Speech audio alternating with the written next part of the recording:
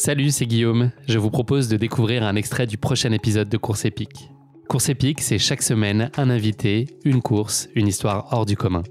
Je vous donne rendez-vous tous les mercredis pour découvrir un nouvel épisode et vivre une grande et belle histoire de course. Mais avant ça, place à un extrait de notre prochain épisode. Nadia, on va ouvrir un chapitre un peu plus personnel, si tu veux bien. Ta vie, elle va basculer alors que tu te présentes au départ du marathon Nice-Cannes. C'était fin 2013. Est-ce que tu peux nous parler de ce moment-là ? Alors, ça me revient un peu. Je suis un peu émue rien que l'idée d'en parler, alors qu'avant, je pouvais en parler rapidement.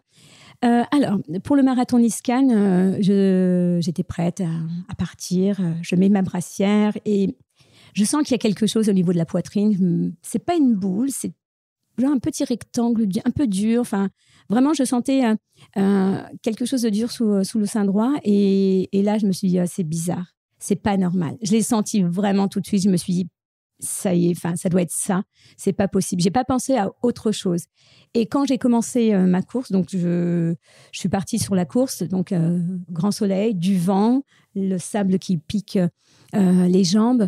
Et là, je n'ai pas arrêté de penser à ça. Je me suis dit, c'est pas possible, c'est ça. Et puis, je sais pas, il y avait quelque chose en moi qui me disait, Nadia, là, il va falloir que tu ailles dès demain voir ta gynécologue. Et c'est ce que j'ai fait. J'ai rien dit. J'ai fait les examens, etc. J'ai rien dit. Et elle m'a dit, je sens quelque chose, il faut faire une biopsie. Et là, je me suis dit, OK, ça, c'était un cancer. Et j'ai fait la biopsie, j'ai attendu parce qu'il y a des temps d'attente. C'est long quand on attend. Et puis, je suis allée la revoir et puis elle me dit, c'est un cancer du sein. Donc, évidemment, je m'effondre. Pour moi, c'était pas possible. J'ai pas du tout accepté parce que je fais du sport, je fume pas, je bois pas, j'ai pas d'antécédents chez moi et je comprenais pas. Et je me disais, mais pourquoi moi ? Pourquoi ? Parce que, honnêtement, je me suis dit, mais non, c'est pas possible. Tout n'était pas fait pour entrer dans la case cancer du sein. Tu avais à la fois la conviction que c'était ça, en voyant le symptôme, te connaissant, tu as tout de suite imaginé, alors que souvent on a tendance à se dire c'est pas grave, ça va aller, etc. Non. Toi, tu avais déjà cette quasi-certitude. Exactement. Et en même temps, effectivement, ce que tu dis de ton hygiène de vie, de ton héritage familial, il n'y avait pas un terrain en tout cas favorable à ça. Ça ne veut pas dire que ça n'arrive pas, mais en tout cas, ça rendait peut-être la chose moins explicable pour toi, c'est ça ? Exactement. Et puis, donc, elle a téléphoné à l'Institut Curie pour que j'ai une place rapidement, pour qu'on commence le protocole. Mais je pense que quand j'y suis allée, j'entendais rien, en fait. Je ne voulais pas entendre. C'est-à-dire qu'on me disait, il faut faire ça, il faut faire ça. J'étais là, oui. Je ne savais même pas à quel stade j'étais. Bon, après, j'ai vu que j'étais au stade 2, donc il fallait quand même faire une opération très rapidement, parce qu'il ne fallait pas que ça se développe très, très rapidement. Donc, janvier, une opération. Il y a 4 stades, c'est ça ? C'est ça, exactement. Et puis ensuite, février, j'ai dû passer à la chimio. Donc là, la chimio, c'était pendant 6 mois. Et puis ensuite, la radiothérapie. Et ensuite, l'hormonothérapie pendant 5 ans. Donc, c'est assez lourd. Et quand j'aurais dit, mais est-ce que je suis obligée de faire tout ça ? Ils m'ont dit, comme vous êtes jeune et sportive, vous allez mieux le supporter. Et moi, j'avoue que je ne me suis pas posé de questions. J'ai fait confiance à l'Institut Curie, à la chirurgienne, à l'oncologue. Et j'y suis allée. Et là, je me suis dit, je prends cette maladie comme un marathon en me disant, voilà, ça va durer longtemps, mais il va y avoir des hauts, il va y avoir des bas. Mais à la fin, voilà, ça sera terminé.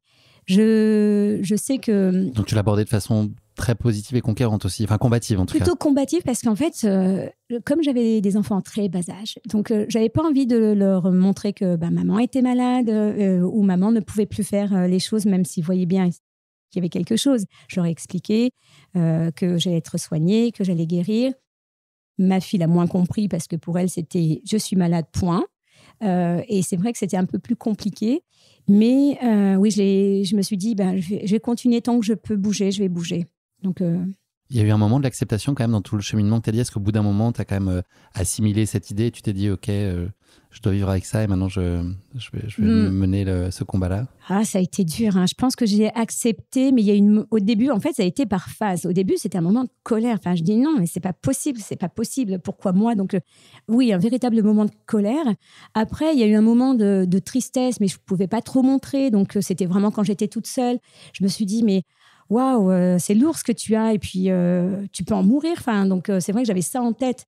Et j'avoue que quand j'ai su ça, je suis rentrée chez moi, j'ai fait tous mes papiers. Moi qui déteste faire l'administratif, j'ai fait tous les papiers administratifs, trier tout ça en me disant au moins, si jamais je devais mourir, au moins tout sera fait et ça sera beaucoup plus facile pour ma famille. Donc je suis partie avec cet état-là quand même. Et puis après je me suis dit non mais c'est pas possible, il faut que je bouge. Je bougeais avant, j'ai toujours été vers l'avant. Donc et finalement j'ai toujours continué de courir quand je pouvais courir, quand j'étais plutôt en forme. Pas après une chimio, là, j'allais courir tranquillement. Et voilà. Ça a été difficile de parler de la maladie autour de toi. Est-ce que c'était plutôt de la pudeur? Est-ce que c'était l'idée de préserver ton entourage? Est-ce que c'était aussi une volonté? Tu me l'as dit pas mal en off et voilà, je l'ai lu aussi dans les comptes rendus de cette époque-là de ta vie. Pour pas qu'on s'apitoie sur ton sort, tu parles de pathos, c'est tes mots. Voilà, qu'est-ce qui faisait que tu voulais globalement garder ça pour toi et préserver autour? En fait, je pense que en termes de pudeur je pouvais pas. Enfin, ça me concernait. C'était mon intime à moi. Alors c'est vrai qu'il y avait ça concernait le sein, donc c'est très intime aussi. Donc et puis ensuite, j'avais pas envie de montrer aux autres. Tu vois, et pourtant, tu vois, tu n'es pas en forme. Tu es malade. C'est ça le mot. En fait, c'était tu es malade, alors que d'habitude c'était waouh, t'es en pleine forme, Nadia. C'est cool de te voir rayonnante et tout. Et là, je me suis dit waouh, je suis malade. Donc tu vois, cette forme d'acceptation, je l'ai faite avec le temps et je voulais préserver ma famille. Ma maman, je lui ai pas dit tout de suite.